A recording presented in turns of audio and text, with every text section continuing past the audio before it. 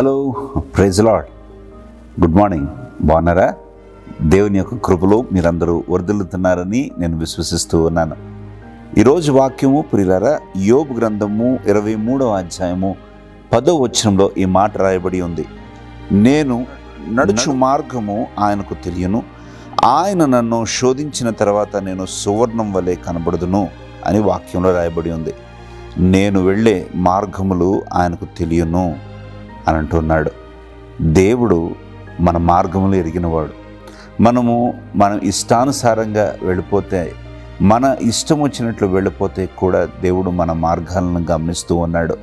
చూడండి, దేవుడు మార్గములు ఏర్పరచువాడు, మార్గములు చూపువాడు, మార్గములు బోధించువాడు, అలాగే మనకు శ్రేష్టమైన మార్గములో నడిపించువాడు.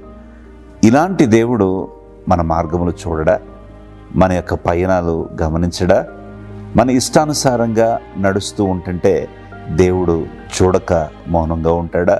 చూడండి, నా మార్గములు ఎరిగిన దేవుడు, ఆయన నన్ను శోధించి, నన్ను పరిశీలించి, నన్ను సువర్ణం వలె నేను ఇతరులకు కనపడేటట్లు దేవుడు సహాయం చేస్తాడు.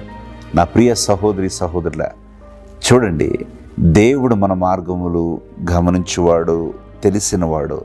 అంత మాత్రమే కాదు, నిన్ను శోధనలో తర్వాత శోధనల గుండా మనల్ని నడిపించి, ఆ శోధన శ్రమానుభవంలో నుంచి నడిపించి ఒక శ్రేష్టమైన సువర్ణం వలె దేవుడు మారుస్తాడు. మేలిమి బంగారము వెంటనే ఆభరణంగా మారదండి. అది కాల్చబడాలి, కొట్టబడాలి, కోయబడాలి, మరల్చబడాలి, వంచబడాలి. అప్పుడే ఒక చక్కటి ఆభరణంగా మారుతుంది. చూడండి ప్రియులారా, నీవు నేను కూడా దేవుడు అనేకమైన శోధన అనే అనుభవాల్లోకి నడిపించి మనము కాల్చబడతాము, కొట్టబడతాము, కోయబడతాము, వంచబడతాము. ఇవన్నీ మన మంచికే.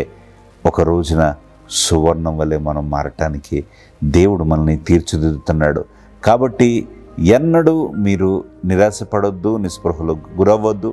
దేవుడు మీకు అట్టి కృపను, దేవుడు మనల్ని సువర్ణంగా మార్చే మహిమాన్వితమైన ఆ యొక్క గమ్యానికి మనము చేరుకుందుము గాక. ఆమేన్. ప్రార్థన చేసుకుందాం. మహాపరిశుద్ధుడా, కృప కలిగిన దేవా, జీవాధిపతిని పాదాలకు వందనాలు. నీ ప్రియబిడ్డలను జ్ఞాపకం చేసుకోండి దేవా. శోధింపబడిన మీదట మేము సువర్ణం వలె మారుతూ ఉన్నాం. ఈ సువర్ణము శ్రేష్టమైనది, నీకు ఘనతను మహిమను ఇచ్చే ఈ సువర్ణంగా మేమందరం మార్చబడుటకు దేవ, మరల్చబడుటకు సహాయం చేసి కృప చూపించమని, నీ బిడ్డలను ఆస్వాదించి ఈరోజు వాళ్ళ పనులన్నింటిలో సఫలతను దయచేయమని యేసు నామమున అడిగి ప్రార్థిస్తున్నాం తండ్రి. ఆమేన్.